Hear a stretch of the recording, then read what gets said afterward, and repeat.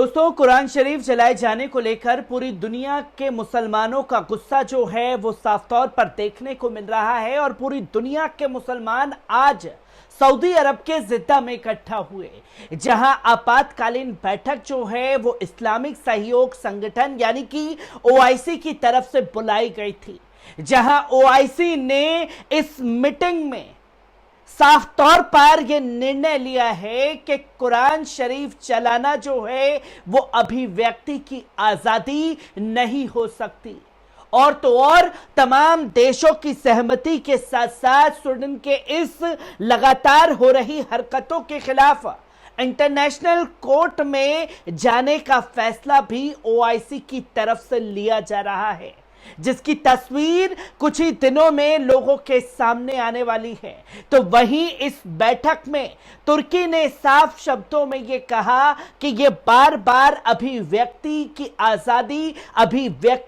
आजादी का जो ढोंग किया जा रहा है और कुरान शरीफ की बेहुरमती की जा रही है, हजरत मोहम्मद सल्लल्लाहु अलैहि वसल्लम साहब की शान में गुस्ताखी कर दी जाती है। इसके लिए अब हम लोगों को एक कड़ा कानून बनाने की जरूरत है, जो कि तुर्की ने अपनी बात को ओआईसी की मीटिंग में रखा और किन किन देशों ने क्या क्या बातें कही हैं, एक बार इस पूरी रिपोर्ट पर नजर डालते हैं। दोस्तों, इस्लामिक सहयोग संगठन के महासचिव HE हुसैन इब्राहिम ताहा ने सदस्य देशों से पवित्र कुरान की प्रतियों के अपमान और हमारे सम्मानित हजरत मोहम्मद सल्लल्लाहु अलैहि वसल्लम साहब का दुआ और शांति उन पर हो, उनके अपमान की घटनाओं को रोकने के लिए और सामूहिक उपाय करने का ऐलान किया गया है।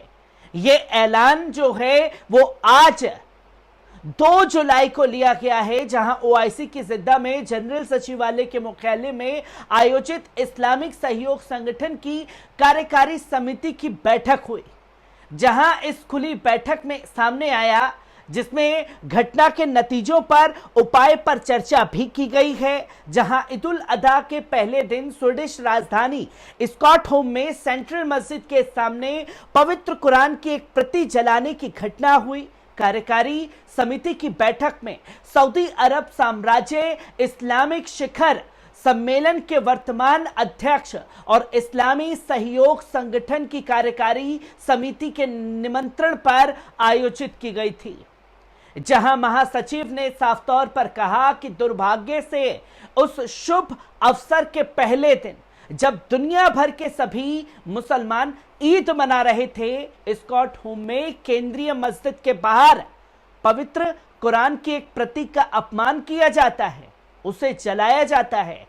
स्वीडन की राजधानी में उन्होंने बताया कि बैठक उचित प्रतिक्रिया पर चर्चा के लिए आयोजित की गई थी, जहां ताहा ने साफ तौर पर स्पष्ट संदेश भेजने की आवश्यकता पर भी बल दिया और पवित्र कुरान की प्रतियों के अपमान और हमारे सम्मानित हजरत मोहम्मद सल्लल्लाहु अलैहि वसल्लम साहब के खिलाफ अपमान केवल सामान्य इस्लामोफोबिया की घटना नहीं है। हमें अंतर्राष्ट्रीय कानून को तत्काल लागू करने के संबंध में अंतर्राष्ट्रीय समुदाय को लगातार अनुस्मारक भेजना चाहिए, जो स्पष्ट रूप से धार्मिक घृणा की किसी भी वकालत को प्रतिबंधित करता है। जहां जवाब में कुवैत, इराक, मोरक्को और संयुक्त अरब अमीरात ने स्वीडन के दूतों को भी बुलाया है। जहां बगदाद में स्वीडिश दूतावास के बाहर विरोध प्रदर्शन के बीच इराक ने भी मोमिका की इराकी कानून के तहत मुकदमा चलाने की प्रत्यर्पित करने की मांग की है। जहां ओआईसी ने राज्यों में घृणित घटनाओं की और इस्लामिक प्रतीकों के अपमानित करने के प्रयासों को रोकने का ऐलान किया है। जहां संस्था ने संवाद और समझ की आवश्यकता पर जोर देते हुए अभिव्यक्ति की स्वतंत्रता के महत्व पर भी ध्यान दिया है। जनवरी में एक स्वीडिश डेनिश दक्षिणपंथी चरमपंथी ने स्टॉकहोम में तुर्की दूतावास के सामने कुरान शरीफ जलाया। इस बात को भी सामने रखा गया, जिसमें मुस्लिम जगत में आक्रोश फैल गया था। जहां मोमिका ने शनिवार को यह कसम खाई है कि वे स्वीडन में इराकी दूतावासों के बाहर इराकी झंडे के साथ कुरान की एक और प्रति जलाएगा।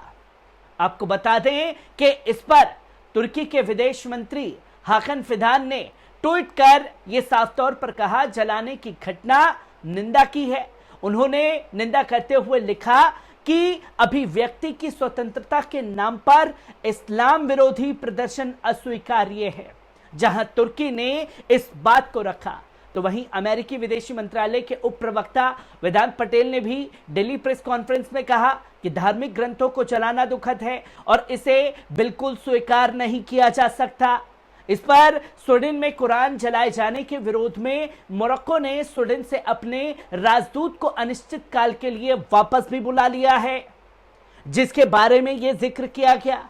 मोरक्को की सरकारी समाचार एजेंसी ने यह बताया कि वहां के विदेश मंत्रालय ने मोरक्को में मौजूद स्वीडन के प्रतिनिधि को भी तलब किया है, जिसकी तस्वीरें लोगों के सामने लगातार आ रही हैं। समाचार एजेंसी रॉयटर्स के अनुसार दो प्रदर्शनकारियों में से एक जब कुरान के पन्ने फाड़ जूते से पोंछ रहा था और बाद में आग के हवाले किया, तो करीब 200 लोग देख रहे थे। वहां पर मौजूद कुछ लोग विरोध में अल्लाहू अकबर का नारा लगा रहे थे। एक व्यक्ति को पुलिस ने गिरफ्तार किया। इसने एक पत्थर फेंकने की कोशिश की थी। सऊदी अरब के विदेश मंत्रालय ने भी इस घटना की कड़े शब्दों में निंदा की। विदेश मंत्रालय ने अपने बयान में यह कहा कि ऐसे नफरत भरी और लगातार की जाने वाली हरकतें स्वीकार नहीं की जा सकती। यह साफ है कि यह नफरत नस्ल भेद को बढ़ाने वाला है। यह उन अंतर्राष्ट्रीय प्रयासों के विपरीत है जिसमें सहिष्णुता, कट्टरवाद को नकारने और एक दूसरे के प्रति सम्मान को बढ़ाने की कोशिश हो रही है।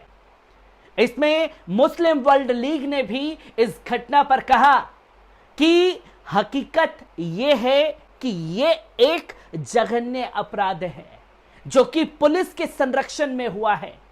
हाल ही में स्वीडिश पुलिस ने कुरान विरोधी प्रदर्शन के कई आवेदनों को खारिज कर दिया था। अदालत ने भी कहा था कि अभिव्यक्ति की स्वतंत्रता की आजादी है साहब, दुरुपयोग किया गया है।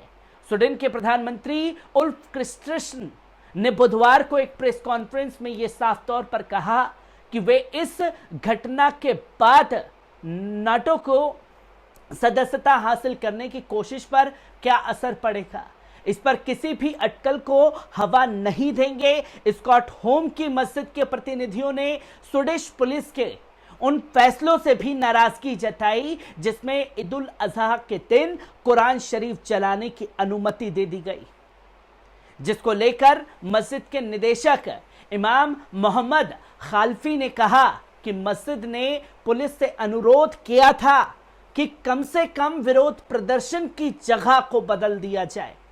ऐसा नियम के तहत किया जा सकता था, लेकिन पुलिस ने यह नहीं किया। जहां आज ओआईसी की मीटिंग में इस बात को भी सामने रखा गया। जब यह शैतान कुरान शरीफ चला रहा था, तब वहां खड़े मुसलमान अल्लाहू अकबर के नारे लगा रहे थे और इसमें से एक शख्स ने उसकी ओर पत्थर भी फेंका, पर पत्थर फेंकने वाले को गिरफ्तार कर लिया गया। कुरान शरीफ चलाए जाना अभिव्यक्ति की आजादी थी और मस्जिद के इमाम ने यह भी इस बैठक के दौरान बातें सामने आई, जहां साफ तौर पर कहा कि उन्होंने घटना बदलने के लिए कहा था, पर पुलिस ने उसे अनसुना कर दिया। ये तमाम पहलुओं पर बात करने के बाद जो अभिव्यक्ति की आजादी के खेल में इस्लाम विरोधी ताकतें पनप रही हैं, उसके खिलाफ इंटरनेशनल कोर्ट में जाने का फैसला ओआईसी की तरफ से किया गया है। हर एक तस्वीर आपके साथ साझा करता रहूंगा। दीजिए इजाजत।